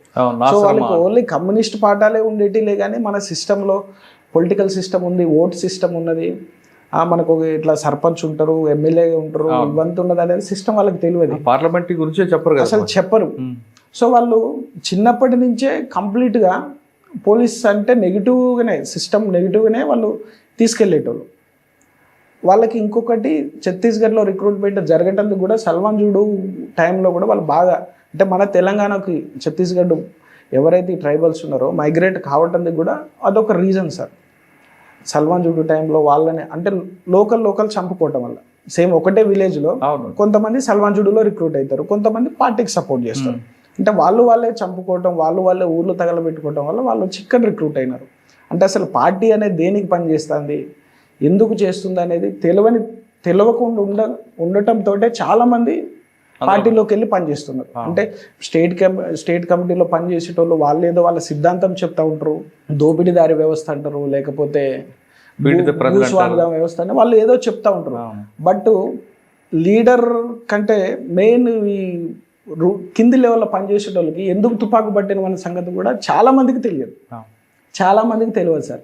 ఇప్పుడు సరెండర్ అయిన వాళ్ళు నాకు ఫోన్ చేసి కూడా, సార్ మీరు చెప్పింది నిజమే సార్, అప్పుడు మేము పార్టీలో పనిచేసేటప్పుడు మీరు చెప్తుంటే పోలీసు వాళ్ళు అంతే చెప్తారని మేము అనుకున్నాము, కానీ ఈరోజు మాకు తెలుస్తుంది సార్ అని చెప్పిన వాళ్ళు చాలామంది ఉన్నారు. ఎందుకంటే నేను అప్పటి నుంచి ఇప్పుడు చేస్తున్నా కాబట్టి నాకు చెప్పుకునేటోళ్ళు చాలామంది ఉన్నారు. సార్ ఈ 4 సంవత్సరాల్లో మీ బెంచ్ మార్క్ ఏముందండి? అంటే మీకు మెమరబుల్ కనిపిస్తుంది కదా సార్? అంటే ఎస్ఐగా సార్ అంటే నాకు అంటే మావోయిజం రూట్స్ కనుక్కున్నారా, లేదు అక్కడ ఉన్న యూత్ అటు వెళ్లకుండా వాళ్ళని వాటికి మోటివేషన్ చేద్దాం అనుకున్నారా? ఏదో ఒకటి ఉంటుంది కదా. అంటే సార్ ఇప్పుడు మనకు మావోయిస్ట్ పార్టీ అనేది ఐ థింక్ 2007లో మర్జ్ అయినట్లుంది. అంతకుముందు పీపుల్స్ వారి 2004లో మర్జ్ అయింది. ఎస్ సార్, 2004లో మర్జ్ అయింది. అప్పుడు కొండపల్లి సీతారామయ్య గారు దాన్ని ఫామ్ చేసినారు. కొండపల్లి సీతారామయ్య గారు వెస్ట్ బెంగాల్ నుంచి వచ్చినప్పుడు ఆయన ఓన్లీ ఎవరైతే ఈ పెట్టుబడిదారులు ఉన్నారు లేకపోతే భూస్వామి దాని మీదనే ఆయన ఫైట్ చేసేటోడు, కానీ పోలీస్ అనే దాని మీదకి ఆయన రాకపోయేటోడు. ఆయన టీచర్ కూడా పనిచేసినట్లు ఉన్నాడు సార్. టీచర్ అప్పుడు మళ్ళీ వాళ్ళ దాంట్లో ఏదో డిఫరెంట్గా క్లాసెస్ అయ్యి 2 వర్గాలుగా అయ్యి అప్పుడు కొండపల్లి సీతారామయ్యని పక్కకు తీసేసి, లేదు మనం తుపాకీతోటి యుద్ధం చేయాలి, మనకి పోలీస్ ఇది అనేది దాంతో అదే గణపతి వర్గం అని సీతారామయ్య గారి వర్గం చేంజ్ అయిన తర్వాత వీళ్ళంతా ఇప్పుడు పోలీస్ తోటి ఫైటింగ్ అనేది అప్పటి నుంచి స్టార్ట్ అవుతూ వచ్చింది. ఇప్పుడు ఇక్కడ అక్కడ మీకు చిన్న సబ్మిషన్ సార్, కొండపల్లి సీతారామయ్య గారు పెంబర్తిలో ఒక తీర్మానం చేస్తారు సార్. అంతవరకు కూడా పోలీసుల మీద యుద్ధం చేయాలని కానీ ఎప్పుడు లేదు. పెంబర్తి తీర్మానంలో పోలీసుల మీద మనం దాడులు చేయాలి, ఆయుధాలు కావాలి కాబట్టి దాడులు ప్రారంభించాలని, అప్పుడు పోలీస్కి మావోయిస్ట్ పీపుల్స్ వారి మధ్యన గ్యాప్ పెరిగింది. ఇద్దరు 2 శత్రువులుగా ఎట్టిపోయారు. అది అలా పెరిగిన టైంలోనే పీపుల్స్ వారు వాళ్ళందరూ కూడా పోలీసుల మీద దాడి చేయడం, ఆయుధాల కోసం వెళ్ళడం, దీంతో పోలీసులు కూడా సీరియస్గా తీసుకున్న సమయంలో పోలీస్ అప్పర్ హ్యాండ్ అవుతుందని భావించిన కొండపల్లి సీతారామ గారు కూడా మనం ఈ పార్టీని లీగలైజ్ చేద్దామని ఒక తీర్మానం తీసుకొస్తే దాన్ని వ్యతిరేకిస్తారు కొంతమంది. అది దాని చరిత్ర మెయిన్గా సార్. అంటే 4 సంవత్సరాల్లో మీరు గుర్తించింది రూట్స్ గుర్తించారు. ఎస్ సార్, అది కూడా నేను వీళ్ళకి అదే అంటే ఇక్కడ ఉన్న పిల్లలకు కూడా సార్ ఎవరైతే రిక్రూట్ అంటే కొంతమంది భయంతో వెళ్ళి పనిచేసేటోళ్ళు, కొంతమంది వాళ్ళు చెప్పిన దాంతో అట్రాక్ట్ అయ్యి ఇక్కడ ఉన్న పరిస్థితుల్ని అంటే తెలియనితనం సార్. చదువుకోవటం వల్ల మనకి ఏంటంటే అన్నీ తెలుస్తాయి, అసలు ఏంటి వాట్ ఈజ్ వాట్ అనేది తెలుస్తుంది. కొంచెం అసలు స్కూలింగ్ లేని వాళ్ళకి వాళ్ళు చెప్పిందే నిజం అనిపిస్తాం. కొంతమంది భయంతో అంటే 80% ఆఫ్ ది ఈ బోర్డర్లో ఉన్న పబ్లిక్ భయంతో వెళ్ళి పని చేసిన వాళ్ళే ఉన్నారు సార్. ఆ విషయం మీరు 4 years బ్యాక్ కనిపెట్టారు. ఎస్. ఓకే, 4 years తర్వాత ఎక్కడికి వచ్చారు? మళ్ళీ నెక్స్ట్ పోస్ట్ 22లో నాకు ప్రమోషన్ వచ్చింది సార్. ఇన్స్పెక్టర్. Yes sir. మళ్ళీ ఎక్కడికి వచ్చారా? 22లో ప్రమోషన్ వచ్చిన తర్వాత సార్ ఒక 1 year స్పెషల్ బ్రాంచ్ ఇన్స్పెక్టర్గా పనిచేసింది sir. Okay. Special branch inspector అంటే సార్ ఇద్దరు ఉంటారు ఇక్కడ. SB1 ఉన్నారు sir, SB2 sir. Okay. SB1 అంటే మిగతా లా అండ్ ఆర్డర్ అన్ని చూస్తారు సార్. మళ్ళీ SB2 అంటే కంప్లీట్ మళ్ళీ ఇందులోకి రావాలి, ఇది చూసుకుంటాం సార్. 1 year చేశారు. 1 year SBలో తర్వాత సార్. మళ్ళీ తర్వాత బిఫోర్ పార్లమెంట్ ఎలక్షన్స్ కంటే ముందు మళ్ళీ ఇక్కడే పోస్టింగ్ ఇచ్చారు సార్ యాజ్ ఇన్స్పెక్టర్ గా. సరే, ఇన్స్పెక్టర్ ఎస్ఐగా చేశారు, రూట్స్ తెలుసుకున్నారు. ఇప్పుడు మీరు మళ్ళీ ఇన్స్పెక్టర్గా ఒక 2 years గ్యాప్ ఇచ్చి వచ్చారు. అప్పుడు దాదాపు 30 మంది వరకు ఉన్నారు, స్ప్లిట్ గ్రూప్స్ అని మీరు ఐడెంటిఫై చేశారు. అది పెరిగిందా తగ్గిందా సెకండ్ టైం వచ్చినప్పుడు? ఒకటి. సార్, నెంబర్ 2, ఇష్యూ అనేది దాన్ని మీరు పూర్తిగా సర్ప్రైజ్ చేయడానికి ఫస్ట్ పోలీసులు తీసుకుంది సరిపోయిందా, లేదు ఇంకా మోడిఫికేషన్ చేసి తీసుకొచ్చారా? అంటే సార్ నేను ఆ 4 years పనిచేసింది చాలా ఇంపాక్ట్గా నాకు పనిచేసింది. ఇక్కడికి వచ్చిన తర్వాత చాలా ఈజీ. అప్పుడు నేను వచ్చినప్పుడు ప్రతి విలేజ్లో కమిటీ, మిలిషియా అంటే ఒక 3-4 విలేజ్లు కలిపి RPCR పెట్టేటోళ్ళు సార్, రెవల్యూషనరీ పీపుల్స్ కమిటీ అని పెట్టేటోళ్ళు. ఫర్ ఎగ్జాంపుల్ మాకు బోర్డర్ చెన్నాపురం అనే విలేజ్ ఒకటి ఉంటుంది సార్. ఆ చెన్నాపురంకి సరౌండింగ్ ఉన్న ఒక 4 villages కలిపి ఒక RPC ఉంటుంది. దానికి ఒక కమాండర్ని పెట్టుకుంటారు. వీళ్ళంతా ఏంటంటే విలేజ్లలో ఉండేసి మొబిలైజ్ చేస్తూ ఉంటారు. అందులో ఎవరైనా యాక్టివ్ మెంబర్స్ ఉంటే వాళ్ళని తీసుకెళ్ళి పార్టీలో జాయిన్ చేపిస్తూ ఉంటారు సార్. ఆ 4 years టైంలో మేము విలేజ్కి వెళ్ళినప్పుడు కానీ విజిట్ చేసినప్పుడు వాళ్ళతో ఎక్కువ ఇంటరాక్షన్ జరిగేది సార్. ఎక్కువ ఇంటరాక్షన్. కొంతమంది అక్కడ ఉన్నప్పుడు మాట్లాడాలంటే భయపడేటోళ్ళు, ఖచ్చితంగా భయపడేటోళ్ళు సార్ పోలీస్ తోటి. అంటే ఇప్పుడు మనం CG విలేజ్లో వెళ్ళి మనం మాట్లాడితే పోలీస్ దగ్గరికి వస్తారు, కానీ ఆ టైంలో మాత్రం పోలీస్ పిలిచినా మన దగ్గరికి రాని పరిస్థితి. ఇప్పుడు మీకు దగ్గర అయ్యారు. ఇప్పుడు 100% ఛత్తీస్గఢ్లోకి మేము వెళ్ళినా కానీ మమ్మల్ని ఐడెంటిఫై చేసి వచ్చి మా దగ్గర మాట్లాడతారు. సరే, మీకు 3 బోర్డర్లు కనిపిస్తున్నాయి కదా, ఈ 3 బోర్డర్లో హైపర్ సెన్సిటివ్ ఎక్కడుంది? Total sir 3 total. ఈ 3 బోర్డర్ల మీద హైపర్ సెన్సిటివ్ ఉంది కాబట్టి ఆపరేషన్ కాగారు వచ్చింది. అదేవిధంగా గవర్నమెంట్ కూడా ఫండ్స్ ఎక్కువ ఇచ్చింది, దీని మీద ఎక్కువ క్లోజ్ చేయాలి ఇష్యూ. అంటే ఎవరైనా అట్టే ఉండాలి తప్ప రాకూడదు అనేది మీ డీజీ గారి యొక్క ఆర్డర్స్. మీరు ఐడెంటిఫై చేసిన ప్రాంతాల్లో పోలీస్ ఫండ్తో ఏ విధంగా డెవలప్ చేసుకొచ్చారు? యాజ్ ఏ ఎస్ఐగా ఉన్నప్పుడు సార్, అప్పుడు విలేజ్లలో ఇక్కడ ట్రైబల్ ఆచారాలు ఎక్కువ ఉంటాయి సార్. వాళ్ళు కంప్లీట్ నేచర్కి దగ్గరగానే ఉంటారు. అంటే మనం చేసుకునే ఫెస్టివల్ కంటే ఫర్ ఎగ్జాంపుల్ మనం గణపతి ఉత్సవాలు చేసుకుంటాం సార్. వాళ్ళ గణపతి ఉత్సవాలు కాకుండా వాళ్ళు సీజన్ వస్తే భూమికే పండగ చేసుకుంటూ ఉంటారు, భూమి పండగ అనేది. లేకపోతే ఇప్ప పువ్వు ఉంటుంది సార్, ఇప్ప పువ్వు పడే టైంలో కూడా ఒక పండగ చేసుకుంటారు. లేకపోతే వరి కోయాలనుకుంటారు, వరి కోయాలనే టైంలో కూడా ఒక పండగ చేసుకుంటారు. అంటే వీళ్ళు ప్రతిదీ కల్చరల్ యాక్టివిటీస్ విలేజ్లోనే చేసుకుంటూ ఉంటారు. మేము ఆ విలేజ్కి వెళ్ళి వాళ్ళకి ఇంటరాక్ట్ అయినప్పుడు అంటే ఏమి మీకు అవసరం ఉంటుంది అని అంటే వాళ్ళు కొన్ని మాకు ఒక హాల్స్ లాంటివి కావాలి, లేకపోతే వేరే ఫంక్షన్ హాల్ లాంటిది కానీ కమ్యూనిటీ హాల్ లాంటివి కావాలని అడిగేటోళ్ళు. సేమ్ మేము అవే మా సూపీరియర్స్కి చెప్తే LW ఏరియాలో సపరేట్ ఫండ్ ఉంటుంది సార్. ఆ ఫండ్ తోటి వాళ్ళు కోరుకున్న విలేజ్లో కావాల్సిన ఇన్ఫ్రాస్ట్రక్చర్ని మేము ఇచ్చినాం. అట్లా కొంతమంది కూడా మారినారు. సరే, అదే అడుగుతాం. LW వచ్చిన ఫండ్ని ఎక్కడెక్కడ యూటిలైజ్ చేశారు? ఇప్పుడు ఈ చెర్లలో సార్ ఫర్ ఎగ్జాంపుల్ పూసుగుప్పలో ఒక హాస్పిటల్ పెట్టినాం సార్, హాస్పిటల్. Yes sir. ఇప్పుడు మనం పూసుగుప్ప చూడడానికి చాలా బాగున్నది, పక్కన క్యాంప్ ఉన్నది, హాస్పిటల్ ఉన్నది, రోడ్ ఫెసిలిటీ ఉన్నది. బట్ నేను వచ్చినప్పుడు నాకంటే ముందు ఇక్కడ పనిచేసిన ఆఫీసర్లు ఉన్నప్పుడు రోడ్డు కూడా లేకుంటుండే సార్. 2016లో ఇప్పుడు పూసుగుప్పకి బ్లాక్ ట్యాప్ రోడ్ వేసారు, బట్ అప్పుడు రోడ్డు కూడా లేకుంటుండే. అక్కడ పూసుగుప్ప మీద క్యాంప్ మీద కూడా అటాక్ చేశారు కదా? ఎస్, చేసినారు సార్, చేసినారు. అయితే సార్ మొబైల్ హాస్పిటల్ అనేది రావడానికి మెయిన్ రీజన్ ఏంటంటే మనకి ఇప్పుడు మన బార్డర్ కానుకొని ఉన్న బిజాపూర్ కానీ సుక్మా డిస్టిక్ ఈ ఏరియాలో ఉన్న పబ్లిక్ సార్, అంటే మనం ఇప్పుడు బిజాపూర్ హెడ్ క్వార్టర్కి వాళ్ళు వెళ్ళాలంటే అక్కడికి వెళ్ళలేరు సార్, వాళ్ళకి రోడ్ ఫెసిలిటీ లేదు. ఒక 40 to 50 విలేజ్ బిజాపూర్ డిస్టిక్కే మన బోర్డర్ అనుకొని ఉంటాయి. సుక్మా ఒక 40 to 50, అంటే అరౌండ్ ఒక 100 విలేజెస్ పబ్లిక్ అంతా చెర్ల మీదనే డిపెండ్ అయి ఉంటారు. మెడికల్ ఫెసిలిటీ కానీ వాళ్ళకి కావాల్సిన గ్రాసరీస్ కానీ ఎవ్రీథింగ్ చెర్లకు రావాల్సిందే. వాళ్ళకి డెలివరీస్ కూడా వాళ్ళ హోమ్ డెలివరీసే చేసుకుంటారు. మినిమం నాలెడ్జ్ అంటే మలేరియా కానీ డెంగ్యూ మీద వాళ్ళకి మినిమం నాలెడ్జ్ కూడా లేదు. మా కళ్ళ ముందే తాలిపేరు ఏరియా సరౌండింగ్ అంటే బోర్డర్లో ఒక విలేజ్ నుంచి అబ్బాయికి డెంగ్యూ వస్తుంది. డెంగ్యూ వచ్చినప్పుడు అంటే అతనికి ఏం ఫీవర్ వచ్చింది అనేది కూడా అతను వాళ్ళు కనిపెట్టుకోలేని పరిస్థితి సార్. వాళ్ళు పోనీ పామేడ్ ఏరియాకి తీసుకెళ్ళాలి అని అంటే ఇప్పుడు పామేడ్ ఓకే వెల్ డాక్టర్స్ ఉన్నారు, బట్ 8 years బ్యాక్ మాత్రం అక్కడ ఎటువంటి ఫెసిలిటీ లేకుంటుండే వాస్తవంగా. వాళ్ళు ఏది కావాలన్నా చెర్లకే రావాలి. అబ్బాయికి సీరియస్ అయింది, ఇమీడియట్ చెర్ల పిహెచ్సికి తీసుకొచ్చినారు, డెత్ అయిపోతాడు సార్. బాబు డెత్ అయిపోతాడు. కాబట్టి వీళ్ళకి ఖచ్చితంగా బోర్డర్లో ఒక మెడికల్ ఫెసిలిటీ అనేది పెడితే బాగుంటుంది అనేది మాకు వచ్చిన దాంతో మేము మా సార్ వాళ్ళకి చెప్పుండే సార్. చెప్పినప్పుడు సరే మెడికల్ ఫెసిలిటీ పెడతాం. మెడికల్ ఫెసిలిటీ పెట్టినప్పుడు అక్కడి నుంచి మళ్ళీ ట్రాన్స్పోర్టేషన్ ఎట్లా, ఎనీ ఎమర్జెన్సీ ఉంటే, సో దానికి హాస్పిటల్కి సైమిల్టేనియస్గా అంబులెన్స్ కూడా అక్కడే ఉండేటట్లు 108 తోటి సంబంధం లేకుండా హాస్పిటల్కు అంబులెన్స్ అనేది సపరేట్గా ఉండాలి. ఎట్ ద సేమ్ టైం ఇప్పుడు క్యాంప్ ఉన్నది కాబట్టి క్యాంప్లో ఒక డాక్టర్ ఉంటారు సార్, ఎంబీబీఎస్. ఆయన మ్యాక్సిమం అక్కడ చేస్తారు. ఎమర్జెన్సీ అయితే మళ్ళీ రిఫర్ టు భద్రాచలం. అక్కడి నుంచి కూడా మళ్ళీ మేము ఫాలోఅప్ చేసి మానిటర్ చేస్తాం సార్. ఒకవేళ ఎన్ని సీరియస్ అయితే వరంగల్ ఆర్ హైదరాబాద్. అందులో నుంచి వచ్చింది సార్ అది. ఒక అబ్బాయి ఒక పెద్ద గ్రౌండ్ కనిపిస్తుంది సార్. ఆ గ్రౌండ్ డెవలప్మెంట్ కోసం ఎందుకంటే ఆలోచించారు అది ఎందుకు అంటే సార్, ఇప్పుడు ఇంతకుముందు చెప్తున్నట్లు పాత ఎస్పీ సార్ వాళ్ళు ఉండే sir, Sunil sir and Vineeth sir ఉండే సార్. వినీత్ సార్ ఇక్కడ Bhadrachalam ASP sir, Sunil sir SP sir.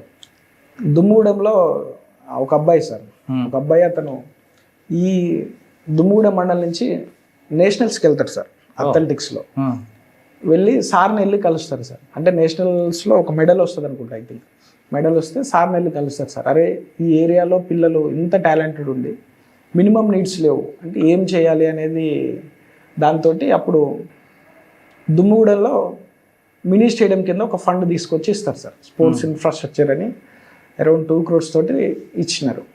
ఇప్పుడు మీరు అన్నట్లు చెర్లది ఎందుకంటే బై లక్ నేను ఎస్బీలో ఇక్కడ నుంచి ఎస్బీకి వెళ్ళినా కదా సార్, ఎస్బీలో పనిచేసినప్పుడు ఇది కూడా మానిటర్ చేసేటోను సార్. చెర్లలో కూడా ఒకటి ఇస్తే బాగుంటుంది సార్, దుమ్ముగూడెంలో ఉన్నది, చెర్ల కూడా ఇస్తే బాగుంటుంది అన్నప్పుడు సార్ కూడా మా మాట మీద చెర్ల కూడా శాంక్షన్ చేసినారు. కాకపోతే దుమ్ముగూడెం మీరు చూడలేదు సార్, చెర్లలో అప్పుడు మాకు ల్యాండ్ లేకుంటుండే గవర్నమెంట్కి. ఇప్పుడు మీరు చూసిన గ్రౌండ్ చాలా బాగుంది. మాకు ల్యాండ్ ఇచ్చినప్పుడు అదొక పెద్ద గుట్ట ఉండేది, చాలా పెద్ద గుట్ట ఉండేది. ఇచ్చిన ఫండ్ తక్కువ ఉండేది. నిజంగా అవుతుందా అనేది సార్ వాళ్ళు కూడా టెన్షన్ పడ్డారు. కొద్దిగా చెర్లకు 1 km డిస్టెన్స్ ఉన్నది, అప్రోచ్ లేదు, అవుతుందా లేదా అని టెన్షన్ పడ్డారు. కానీ ఫైనల్గా మేము మా ఎస్ఐ గారు అందరం సార్ కంటిన్యూ కష్టపడి మీరు చూసింది ఆ గ్రౌండ్ని అయితే 2 yearsలో తీసుకొచ్చినాం సార్. సార్ ఆ గ్రౌండ్లో ఫ్యూచర్లో ఏమైనా ట్రైనింగ్ వరకు పెడతారా, ఏమైనా కాంపిటీషన్స్ ఏమైనా ఉంటాయి సార్? అన్నీ ఉంటాయి. అంటే ఇక్కడ ఉన్న పీఈటీస్ కూడా అక్కడ ఒక స్టేట్ లెవెల్ టోర్నమెంట్ పెట్టి చెర్ల నక్సల్సే కాదు, చెర్లలో కూడా ఇంత మంచి పిల్లలు ఉన్నారని బయటకు చెప్పాలనేది ఇది సార్. ఓకే, లైబ్రరీలో పెట్టడం అనేది ఉద్దేశం. ఇప్పుడు డిజిటల్ అయిపోయింది కదా, ఇంకా పేపర్లో చదువుతుంటారా? చదువుతారు సార్. కాంపిటేటివ్ ఫీల్డ్ అదే సార్ నేను అన్నది. చెర్ల నుంచి పిల్లలు బయటికి రావాలి. చదువుకున్న వాళ్ళు, గ్రాడ్యుయేషన్ చేసిన వాళ్ళు ఎంతోమంది ఇక్కడ ఉన్నారు, కానీ బయటికి రావడానికి భయపడుతున్నారు. డిగ్రీ చదువుతున్నారు. ఇప్పుడు మీరు వెళ్ళిన పూసుకుప్పలో బీఈడీ చదువుకున్న పిల్లలు ఉన్నారు, పీజీ చేసిన పిల్లలు ఉన్నారు, కానీ అక్కడే ఆగిపోతున్నారు. బయటికి వచ్చి వాళ్ళు చదివి, అంటే ఫర్ ఎగ్జాంపుల్ పూసుకుప్ప నుంచి ఒక ఎస్ఐ గానో, ఒక గ్రూప్ 1 ఆఫీసర్ గానో, ఒక సివిల్ సర్వెంట్ గానో రిక్రూట్ అయితే అతనికి మళ్ళీ ఆ చుట్టుపక్కల ప్రాబ్లమ్స్ అనేవి బయట నుంచి ఎవరో చెప్పాల్సిన అవసరం లేదు. సో అందుకే ఈ ఏరియాలో ఇప్పుడు చెర్ల మండలంలో లైబ్రరీ ఉంటే ఒక 50 to 60 విలేజెస్ స్టూడెంట్స్కి అది యూజ్ అవుతుంది సార్. ఓకే, బూరుగుంపహాడ్ల స్కూల్ ఏంటంటే? బూరుగుపాడు స్కూల్ సార్, అది ఏంటంటే సార్, సేమ్ మేము విలేజ్ విజిట్కి వెళ్ళినప్పుడు సార్, వర్షాకాలం సార్, రైనీ సీజన్లో వెళ్ళినాం సార్. వెళ్తే కాంపౌండ్ వాళ్ళు లేవు. అంటే మనకి యాక్చువల్గా స్కూల్స్ అంటే గవర్నమెంట్ స్కూల్, అది గవర్నమెంట్ స్కూలే సార్, పక్కా బిల్డింగ్స్ ఇవంతా ఉంటాయి. బట్ అక్కడ లేకుంటుండే, ఓన్లీ రేకులతోటి తడికెళ్ళతో పాటు ఉన్నది ఇల్లు సార్. అది తడికెళ్ళతోటి ఉన్నది, లోపల అంతా చెదలు పట్టుకొని అంతా ఇది ఉండే. అది చూసిన తర్వాత పిల్లలు అక్కడే చదువుతున్నారు. సరే ఏదో ఒకటి చేయాలి అనేసి ఇనిషియల్గా మేము సరే వర్షం పడుతుంది కదని కొన్ని షీట్స్ ఇద్దాం అనుకున్నాం సార్. బట్ వర్క్ స్టార్ట్ చేసిన తర్వాత లేదు, ఒక స్కూల్ అయితే కట్టేసేద్దామని కష్టపడి స్కూల్ అయితే కట్టినాం సార్. స్కూల్ కట్టిన తర్వాత బయటికి వెళ్ళే పిల్లలందరూ కూడా 40 నుంచి 50 అయినారు ఇప్పుడు అక్కడ అడ్మిషన్స్ కూడా. ఆ స్కూల్ మేము కట్టడం వల్ల అంటే దానికి ఇంకొక ఉద్దేశం కూడా ఉండే సార్. అంతకుముందు ఆ విలేజ్లో పార్టీకి అట్రాక్ట్ అయ్యి అదే విలేజ్ నుంచి ఒక 4 to 5 మెంబర్స్ పార్టీలో పనిచేసేటోళ్ళు, లేకపోతే మనకి చెర్ల ఏరియా కమిటీ పార్టీ వాళ్ళు కూడా ఏమన్నా మీటింగ్స్ పెట్టినప్పుడు విలేజ్ నుంచి వెళ్ళి మీటింగ్స్కి అటెండ్ అవుతూ ఉంటారు సార్. ఓకే, మేము వెళ్ళి వాళ్ళని అది చూసి అడిగినప్పుడు మీకు ఒక స్కూల్ కడతాం, మాకు కూడా మీరు మాకు ప్రామిస్ చేయాలి. పార్టీ మీటింగ్ పిలిచినప్పుడు విలేజ్ నుంచి ఎవరు మీరు వెళ్ళొద్దు, సపోర్ట్ చేయొద్దు, అట్లయితేనే మీకు కావాల్సిన ఇది ఖచ్చితంగా చేస్తామన్నప్పుడు వాళ్ళు కూడా పబ్లిక్ కూడా మాకు సపోర్ట్ చేస్తుండే. వాస్తవంగా పోలీస్ తోటి వాళ్ళు చేయాలంటే భయపడతారు, ఎందుకంటే నైట్ టైం వచ్చి ప్రాణం తీసేస్తారు సార్. లిటరల్గా పోలీస్ తోటి మాట్లాడినా నువ్వు పోలీస్ ఇన్ఫార్మర్ అనేసి కనీసం వారిని కూడా చేయకుండా ప్రాణం తీస్తారు. ప్రాణ భయంతో చాలామంది ఇదేటోళ్ళు ఉన్నారు.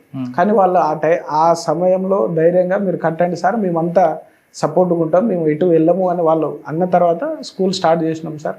స్కూల్ కట్టినాం, విలేజర్స్ అందరూ హ్యాపీ. వాళ్ళు కూడా పార్టీ మీటింగ్లకు వెళ్ళటం బంద్ చేసినారు. ఓకే, ఇంకా సెల్ఫ్ ఎంప్లాయ్మెంట్ వాటి మీద సెల్ఫ్ ఎంప్లాయ్మెంట్ అంటే సార్ ఇప్పుడు ఎక్కువ సార్ మేము ఈ మైగ్రేట్ అయిన విలేజెస్ మీద ఫోకస్ పెట్టేది సార్. ఎందుకంటే వీళ్ళే ఎక్కువ పార్టీకి అట్రాక్ట్ అవ్వటం కానీ పార్టీకి సపోర్ట్ చేయటం, వాళ్ళతో పాటు ఇక్కడ ఉన్న వాళ్ళని కూడా ఎక్కువ చూసేది, బట్ వీళ్ళకంటే ఎక్కువ మైగ్రేట్ అయిన వాళ్ళని చూసేది సార్. అయితే వీళ్ళు స్టూడెంట్స్ పిల్లలు చదువుకుంటారు కానీ బయటకు వెళ్ళి ఎంప్లాయ్మెంట్ చేయాలంటే భయపడతారు సార్. ఫర్ ఎగ్జాంపుల్ కొత్తగూడెం కానీ ఖమ్మం వెళ్ళి హైదరాబాద్ వెళ్ళి చదువుకున్న వాళ్ళు కూడా బయటికి వెళ్ళలేరు, అక్కడే మళ్ళీ వ్యవసాయం చేసుకుంటూ ఉంటారు. వాళ్ళ ఫాదర్ వ్యవసాయం చేసి, ఇతను చదువుకున్నాడు కూడా వ్యవసాయం చేసి, అదే టైంలో పార్టీ వచ్చి ఇతను థ్రెటన్ చేసి, ఇతను వెళ్ళి మళ్ళీ పార్టీలో పనిచేసి అతని మీద కేసు అయ్యి లైఫ్ అంతా సెట్ బ్యాక్ అవుతూ ఉంటుంది. సో ఆ లోకల్ పిల్లలకి ఎంప్లాయ్మెంట్ ఇది చేయడం కోసం కొన్ని ఈ ఏరియాలో సార్ ఎక్కువ వాళ్ళు కుకింగ్ కూడా మనలాగా సన్ఫ్లవర్ ఆయిల్ కానీ ఇటువంటి వాడకుండా ఇప్ప పువ్వు నుంచి వచ్చే ఆయిల్నే వాళ్ళు వాడతారు సార్. సో ఇప్ప పువ్వు అని ఇది చేయడానికి మహువా మిల్స్ ఉన్నాయి సార్, గానుగ మిల్లులు అంటారు. దానితోటి ఆయిల్ తీయటం వల్ల దాంతో కొంత వేస్టేజ్ వస్తుంది సార్. దాంతో ఇన్కమ్ చాలా గెయిన్ చేయొచ్చు. అంటే మనకి సమ్మర్ టైంలోనే ఇప్ప పువ్వు వచ్చి దాని కాయ నుంచి ఆయిల్ తీస్తారు సార్. వాళ్ళు కనుక ఒక 3-4 మంత్స్ కనుక మంచి కష్టపడితే ఒక 3 to 4 lakhs వరకు గెయిన్ చేయగలుగుతారు. సో ఈ పిల్లల్ని అంటే ఒక్కొక్క విలేజ్కి ఇచ్చి పిల్లల్ని ఒక కమిటీ లాగా ఫామ్ చేసి ఒక మిషన్ ఇచ్చేసి మీరే దాంట్లో ఎంప్లాయ్మెంట్ చేసుకోండి. ఆ వచ్చిన అమౌంట్ తోటి చదువుకునే పిల్లలు ఉంటే చదువుకుంటుంది, లేకపోతే మీ విలేజ్కి ఉపయోగపడుతుందని చెప్పి ఈ ఎల్డబ్ల్యూ ఫండ్లో నుంచి వాళ్ళకి మహువా మిల్స్ ఇవ్వటం జరిగింది సార్. దాంతో ఇచ్చిన ఒక విలేజ్లో అబ్బాయి ఆ మిషన్ మీద వచ్చిన ఇన్కమ్ తోటి ఇంకొక మిషన్ కొని ఇంకొక 4 ఎంప్లాయ్మెంట్ ఇచ్చింది సార్. సార్ మీరు ఈ ఫండ్ అంతా వాడుతున్నారు, బాగానే ఉంది. రెవెన్యూ డిపార్ట్మెంట్ ఏం చేస్తున్నారు మరి? ఇంక్లూడింగ్ సార్ అంటే ఆ ఫండ్ ఎస్పీ గారు కలెక్టర్ గారు మానిటర్ చేసి డిస్కస్ చేసి దాన్ని ఎట్లా చేయాలనేది ఫైనల్ డెసిషన్ మాత్రం మాకే ఇస్తారు సార్. ఎందుకంటే ఇక్కడ మేము గ్రౌండ్ రియాలిటీ విలేజ్లోకి వెళ్ళి ఇది ఎక్కువ మేము వెళ్తాం కాబట్టి యాక్చువల్ ఫ్యాక్ట్ మేము ఎస్పీ గారికి చెప్తే సార్ కలెక్టర్ గారితో డిస్కషన్ చేస్తారు. దీని ఇంపాక్ట్ గురించి తర్వాత మాట్లాడదాం. అంటే ప్రజల నుంచి ఎలా స్పందన వచ్చింది, ప్రజలు వాళ్ళని స్వాగతిస్తున్నారా లేదు మనల్ని ఏదో వాడుకొని వాళ్ళు చేయాల్సిన పనులను చేస్తున్నారా అన్నది మాట్లాడే ముందు మీ సర్వీస్లో ఎక్స్చేంజ్ ఆఫ్ ఫైర్లు ఉన్నాయా లేదా బంప్ ఆఫ్లు ఉంటాయా? రైట్, ఎక్స్చేంజ్ ఆఫ్ ఫైర్లు సార్ ఉన్నాయి సార్. ఎక్స్చేంజ్ ఆఫ్ ఫైర్ ఉన్నది, ఎక్స్చేంజ్ ఆఫ్ ఫైర్స్ అయితే సార్ క్యాంప్స్ ఎస్టాబ్లిష్మెంట్ సార్. ఈ సిఆర్పిఎఫ్ క్యాంప్ ఎస్టాబ్లిష్మెంట్ అనేది 19లో అనుకున్నాం సార్. 19లో స్టార్ట్ అయింది. అప్పుడు ఇనిషియల్గా క్యాంప్ ఎస్టాబ్లిష్ చేయాలంటే చాలా స్ట్రగుల్ ఉండేది. ఇప్పుడంటే క్యాంప్ ఈజీగా ఎస్టాబ్లిష్ చేసుకుంటూ వెళ్తున్నాం, కానీ అప్పుడు క్యాంప్ ఎస్టాబ్లిష్ చేయాలంటే మూలవాసి అని పెట్టుకునేటోళ్ళు. పార్టీ అంటే మనకు సుక్మా బీజాపూర్ ఉండేటి, అప్పుడు బెటాలియన్ మూమెంట్ ఎక్కువ ఉండేది, వాళ్ళు పబ్లిక్ చాలా స్ట్రక్ చేసేటోళ్ళు. దానివల్ల ఫస్ట్ క్యాంపు సార్ చెన్నాపురంలో అనుకున్నాం సార్. చెన్నాపురం అంటే ఇక్కడ నుంచి అరౌండ్ చెర్ల నుంచి 20 km ఉంటుంది సార్. చెన్నాపురంలో ఒక క్యాంప్ ఎస్టాబ్లిష్ చేద్దాం అనుకున్నప్పుడు మేము కూడా టెన్షన్గా ఫీల్ అయినాం. ఇక్కడ నుంచి 20 km, దానికి ఫ్రెండ్లీ ఫోర్స్ లేదు, ఏమన్నా అయినా వెళ్ళాలన్నా కూడా ప్రాబ్లం. మరి అక్కడ క్యాంప్ ఇస్తే దగ్గరలోనే బెటాలియన్ మూమెంట్ ఉంటుంది, కిస్టారం ఏరియా కమిటీ ఉంటుంది, పామేడ్ ఏరియా కమిటీ ఉంటుంది. ఎంత దాని గ్రౌండ్ వర్క్ చేసినాం, బట్ సీనియర్ ఆఫీసర్స్ లేదు, ఖచ్చితంగా క్యాంప్ వేయాలి అనుకున్నాం, వేసినాం సార్. వేసిన తర్వాత పార్టీ నుంచి విలేజర్స్ మీద చాలా ప్రెషర్ వచ్చింది. మీరు క్యాంప్ అక్కడ పెట్టనివ్వద్దు, దానికి ఎట్లయినా ఎగెనెస్ట్గా ర్యాలీస్ చేయాలి, ధర్నా చేయాలని చేస్తే మనం చెప్పిన మాటలు కూడా పబ్లిక్ కొంత తీసుకోగలిగారు. ఎస్ క్యాంప్ పెడితే మాకు కూడా యూజ్ అవుతుంది అనేది వాళ్ళు కూడా తీసుకున్నారు. కానీ కొంచెం భయం ఉండేది సార్. అదే టైంలో క్యాంపు మేము ఎస్టాబ్లిష్ చేసే టైంలోనే మా కానిస్టేబుల్కి ఒక బ్లాస్టింగ్లో ఇంజూరీ అవుతుంది సార్. అయ్యో. మా స్పెషల్ పార్టీ అబ్బాయికి ఇంజూరీ అయ్యి నీ వరకు కాలు తీసేస్తారు సార్. కాలు తీసేసినప్పుడు ఇదే చెర్ల ఏరియాలో అప్పుడు మిలిషియా కమాండర్ జోగయ్య అని ఉండేటోడు సార్. అతనికి సైమల్టేనియస్గా రాజేష్ అని ఉండేది. వాళ్ళిద్దరూ చాలా ఫెరోషియస్ సార్, చాలా అంటే చాలా ఫెరోషియస్. చెర్ల బస్ స్టాండ్ ఏరియా వరకు కూడా వచ్చి మైన్ పెట్టే అంత ఫెరోషియస్ ఉండేటోళ్ళు. వచ్చి పెట్టడం కూడా జరిగింది. మెయిన్ రోడ్ బ్లాస్టింగ్ చేయటం కానీ, లేకపోతే ఏమైనా వారోత్సవాలు ఉన్నప్పుడు కూడా బ్లాస్టింగ్ చేయటం, అంత ఫెరోషియస్గా ఉండేటోడు. లేకపోతే విలేజ్లో ఎవరైనా పోలీస్కి సపోర్ట్ చేస్తారంటే కొట్టడము ఇవంతా చేసేటోడు సార్. అతను పెట్టిన మైన్ వల్ల కానిస్టేబుల్కి ఇంజూరీ అయ్యి కాలు పోతుంది సార్. ఆ రోజు మేమే సీన్లో ఉన్నాం. ఆ అబ్బాయిని రెస్క్యూ చేసి తీసుకొచ్చేటప్పుడు దీనికి ఏదో ఒకటి రివెంజ్ చేయాలి, ఖచ్చితంగా రివెంజ్ తీసుకోవాలి. ఇంత చిన్న పిల్లగాడు ఇంత కష్టపడే అబ్బాయికి ఇట్లా అయింది అన్నప్పుడు ఆ ఇన్సిడెంట్ అయిన ఒక 20 days ఆర్ 1 month సార్. 1 monthలో ఇన్ఫర్మేషన్ దానికి సరౌండింగ్లో ఒక ఇన్ఫర్మేషన్ వస్తుంది. దాని మీద అంటే క్యాంప్ వేసిన తర్వాత క్యాంపు సరౌండింగ్కి ఏమిటంటే సార్ మైన్స్ పెడతారు సార్. అట్లా మల్టిపుల్ మైన్స్ పెట్టారు. మైన్స్తో పాటు స్పైక్స్, బూపీ డ్రాప్స్ అంటారు సార్. అవి ఏంటంటే మనకి పిట్టు తీసేసి ఐరన్ రాడ్స్ పెడతారు సార్. అట్లా మనకు చెన్నాపురం విలేజ్కి మనం ఏదైతే ఛత్తీస్గఢ్లోకి ఎంటర్ అవుతామో ఆ ఏరియా ప్రాబబుల్ ఏరియాస్ మొత్తం అటువంటి పెట్టిరు. దాంట్లో ఆ విలేజ్కి సంబంధించిన ఆవులు, పశువులు కూడా పడి ఇంజురీ అయినవి కూడా ఉన్నాయి సార్. అవన్నీ దాటుకొని వెళ్ళి మేము ఎనిమిదిని కొట్టాలి. ఆ ఇన్ఫర్మేషన్ వస్తుంది, ఆపరేషన్ లాంచ్ చేయాలి. బట్ ఆపరేషన్ లాంచ్ చేసి ఎనిమిది దగ్గరికి వెళ్ళాలంటే ముందు మేము క్రాస్ చేసుకొని వెళ్ళాలి. ఎనిమిది ఈ రోజు కాకపోయినా ఏదో ఒక రోజు దొరుకుతాడు సార్. బట్ మన కమాండోస్కి కానీ మన వాళ్ళకి ఏమి జరగద్దు, అది ఇంపార్టెంట్ సార్. అట్లా ఇవన్నీ దాటుకొని వెళ్ళే టైంలో మా అప్పుడు సునీల్ దత్ సార్ ఉండే సార్ ఎస్పీ. ఆపరేషన్ చేసే టైంలో పార్టీస్ ఎట్లా వెళ్తాయి మెయిన్ ఇదే సార్. ఇవి క్రాస్ చేస్తే ఖచ్చితంగా ఎనిమిదిని హిట్ చేయొచ్చు. ఫస్ట్ మేము ఆ రోజు ఆపరేషన్ లాంచ్ చేసినప్పుడు ఇన్ఫర్మేషన్ ఏంటంటే ఎవరైతే మైన్ కానిస్టేబుల్ ఇంజూరీ చేసారో అదే టీం అక్కడ ఉంది అని. సో ఖచ్చితంగా కొట్టాలి, ఎట్లయినా అతన్ని న్యూట్రలైజ్ చేయాలి. ఎందుకంటే అతని వల్ల మన వాళ్ళు ఒకరు ఇంజూరీ అయ్యారు, పిల్లల మోరల్ దెబ్బలు తింటుంది. అతన్ని ఎలిమినేట్ చేస్తే మన మోరల్ అప్ అయిద్దనే దాంతో ఉన్నాం సార్. అట్లా ఆపరేషన్ ప్లాన్ చేసినాం. మనం ఎంత అనుకొని మనం స్ట్రాంగ్ వెళ్తామో ఆ రోజు వెదర్ కూడా మాకు అనుకూలించింది. అంటే బాగా స్నో, మంచు ఎక్కువ ఉండేది సార్. మంచు ఎక్కువ ఉండేది. పార్టీ మూమెంట్ చేసుకుంటూ వెళ్తున్నాం. రీచ్ అయినాం, ఎనిమిది ఏరియానంతా రీచ్ అయినాం సార్. ఎన్ని గంటలకి? అరౌండ్ 4:30 to 5 వరకు రీచ్ అయినాం sir. Morning early morning. Okay. అంటే వన్ డే వేరే లొకేషన్లో హాల్ట్ చేసుకొని మళ్ళీ ఎనిమిది లొకేషన్ చేంజ్ అవుతుంది, ఇవన్నీ చూసుకొని ఫైనల్గా ఎవరికి ఎక్స్పోజ్ అవ్వకుండా రీచ్ అయినాం సార్. రీచ్ అయినాం. ఎవరైతే మేము అనుకున్నామో ఆ పర్సన్ కూడా లొకేషన్లో ఉన్నాడు. కాకపోతే మాకు తెలియదు ఏంటంటే ఆ రోజు నైట్ ఇంకొక ఛత్తీస్గఢ్ టీం కూడా అక్కడికి వచ్చిందన్న సంగతి తెలియదు సార్. బంపర్ ఆఫర్ వస్తుంది. అర్లీ మార్నింగ్ లైట్ వస్తుంది, ఫైర్ ఓపెన్ అవుతుంది సార్. ఫైరింగ్ అవుతుంది. బట్ మేము ఎట్లయితే ఎక్స్పోజ్ అవ్వకుండా వెళ్ళినామో అదే మంచు కూడా కొంతమంది పార్టీ ఆ ఫైరింగ్ ఏరియా నుంచి ఎస్కేప్ అవ్వడానికి ఆ మంచు కూడా వాళ్ళకి అడ్వాంటేజ్ అయింది. ఆ ఫైరింగ్లో కొంతమందిని న్యూట్రలైజ్ చేసినాం. బట్ ఎవరైతే మేము అనుకున్నామో ఆ ఫైరింగ్లో అది మిస్ అయిపోయినాడు అతను. అయ్యో. అతను మిస్ అయిపోయినాడు, మిగిలిన వాళ్ళు ఇదైనారు. బట్ ఆ తర్వాత మళ్ళీ వేరే దాంట్లో అతన్ని మళ్ళీ న్యూట్రలైజ్ చేయడం కూడా జరిగింది సార్. రెండో దాంట్లో ఎలా దొరికాడు? దొరికినాడు సార్ అట్లా. ఓకే. సరే, మనం కింద క్వశ్చన్కి వద్దాం. పబ్లిక్ ఇన్పుట్స్ ఎలాగ ఉన్నాయండి? పబ్లిక్ అప్పటికంటే సార్ ఇప్పుడు చాలా సపోర్ట్ చేస్తారు. అప్పుడు కొంచెం భయం ఉండేది.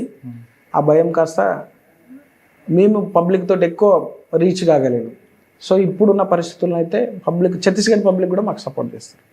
ఛత్తీస్గఢ్ పబ్లిక్ కూడా వాళ్ళకి ఏమైనా ప్రాబ్లం ఉన్నా మాకు వచ్చి చెప్పుకునేంత ఫీజిబిలిటీ మేమైతే ఇచ్చినాం. ఓకే సార్, గతంలో పోలీసుకి సపోర్ట్ చేస్తుంది అని ఒక రాధా అని ఒక అమ్మాయిని కూడా చంపేస్తారు, అది బీ లిమిట్స్ అనుకుంటా. ఏం జరిగిందండి ఆ రోజు? తర్వాత ఏమైనా కేసు అయిందా లేదా, ఎవరా? అది కేసు అయింది సార్, ఇక్కడే మా దగ్గర కేసు అయింది. దాని మీద బయట అంటే పార్టీ వాళ్ళు కూడా కొన్ని వాళ్ళు చెప్పాల్సినవి చెప్పినారు, ఇన్ఫార్మర్ అని. అట్లనే అమ్మాయి కూడా కొన్ని ఆడియోలు కొన్ని పంపించింది పార్టీలు ఉన్నప్పుడే. సరే ఏది చేసినా కూడా అమ్మాయిని సరే చంపకోవటం అనేది కరెక్ట్ కాదు సార్. కాదండి, కోవర్ట్గా పనిచేస్తే ఇన్ఫార్మర్గా అనుకుంటే ఒకవేళ ఆమెను బయటికి పంపించాలి, చంపే అధికారం వాళ్ళకి ఎక్కడ? ఎస్, అదే సార్ నేను అనేది. సేమ్ అదే కోవర్ట్ని ఇంకో ఇద్దరిని వదిలేస్తుంది, అదే మావోయిస్ట్ పార్టీ. అవును, అదే మావోయిస్ట్ పార్టీ. అతను పబ్లిక్లో విలేజ్ అందరి ముందు పార్టీ ముందు వేసి నేను తప్పు చేసిన అని చెప్తే అతన్ని పంపించేసినారు.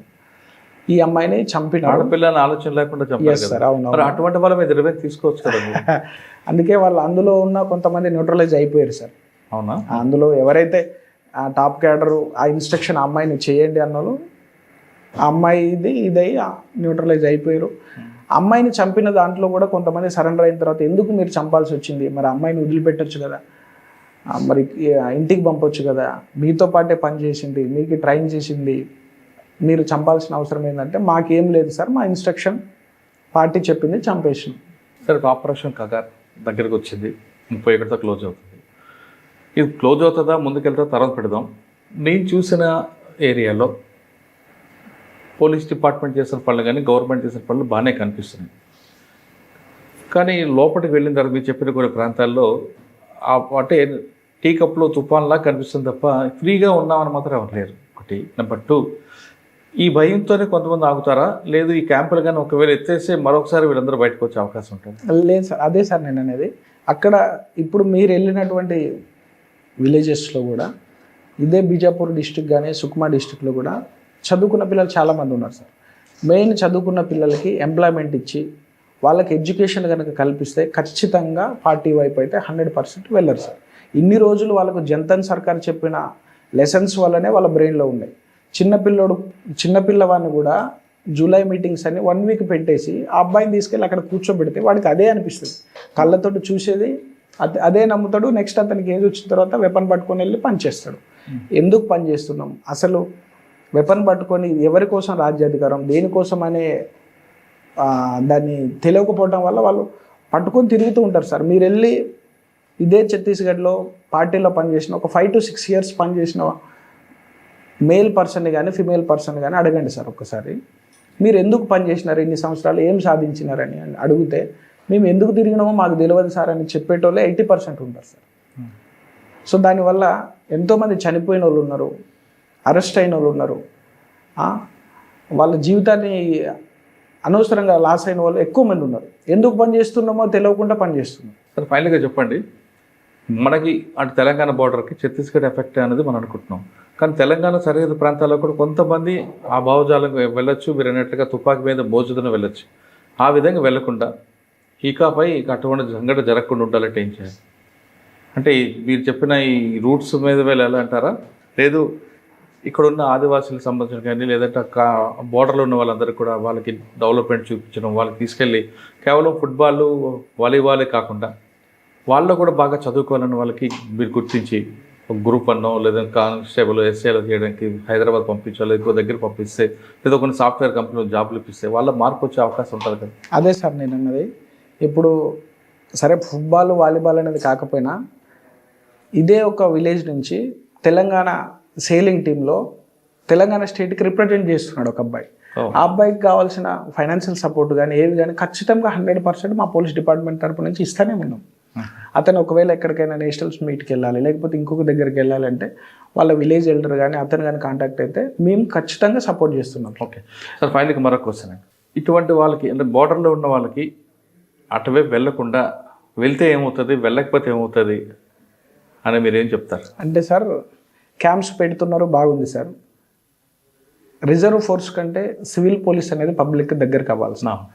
సివిల్ పోలీస్ ఎప్పుడైతే పబ్లిక్ దగ్గరికి రీచ్ అవుతుందో వాళ్ళతో ఇంటరాక్షన్ అనేది పెరగాలి సార్. సిఆర్పిఎఫ్ క్యాంప్ ఏంటంటే రిజర్వ్ ఫోర్స్ అక్కడ ఉంటారు, తర్వాత మళ్ళీ వేరే లొకేషన్కి వెళ్ళిపోతారు. For example west Bengal officer వచ్చి ఇక్కడ ఒక లొకేషన్ ఉంటాడు, వెస్ట్ బెంగాల్ పబ్లిక్ ఒక రకంగా ఉంటారు, బీజాపూర్ డిస్టిక్లో ఉన్న ట్రైబల్స్ లాంగ్వేజ్ ప్రాబ్లం ఉంటుంది. అతను కొద్ది రోజుల వరకు ఉంటారు. లోకల్ పోలీస్ అనేది ఎక్కువ మల్టిపుల్ టైమ్స్ అక్కడికి వెళ్ళి రీచ్ అవ్వాలి, వాళ్ళతో ఏంటి ప్రాబ్లం ఏంది అని అడిగితే సింపుల్ సార్, వాళ్ళ ప్రాబ్లాన్ని మనం సాల్వ్ చేస్తే, మన సిస్టమ్ చేస్తే వాళ్ళు వేరే సిస్టమ్ దగ్గరికి వెళ్ళరు, అంతే సార్. రైట్, సూపర్ అండి. ఇప్పటికి ఇకపై తెలంగాణ సరిహద్దుల్లో ప్రాంతాల్లో మావోయిజం అనే పదం కనపడకుండా ఉండాలంటే నిత్యం లోకల్ ఆఫీసర్స్ గ్రామాల్లో వెళ్ళాలి, ఆ గ్రామస్తులతో మాట్లాడితే వాళ్ళకి మైండ్ సెట్ మారుతుంది అంటున్నారు వర్మ గారు. ఆయన ఇష్యూని సెప్టిక్ అయింది, ఆపరేషన్ చేయకుండా ముందు రూట్స్కి వెళ్ళారు. ఆయన ఆ రూట్స్ ఏం చెప్తుందంటే ఖచ్చితంగా పోలీస్ ఆఫీసర్ కింద వెళ్ళండి, గ్రామాలతో మాట్లాడితే, ప్రజలతో మాట్లాడితే వాళ్ళ సమస్యను అక్కడికి పరిష్కరిస్తే ఈ ప్రాబ్లం పెరగదనేది ఆయన గుర్తించారు. కాబట్టి ఆ రూట్స్ వెళ్ళారు కాబట్టి ఆయనకి సక్సెస్ రేట్ వస్తుంది. ఇది చెర్ల ఇన్స్పెక్టర్ వర్మ గారితో ఎక్స్ప్లెయిన్ చేశారు. వచ్చే వారం మరో విషయంలో మళ్ళీ కలుద్దాం. అంతవరకు నమస్తే. థ్యాంక్ యూ అండి. Thank you very much sir.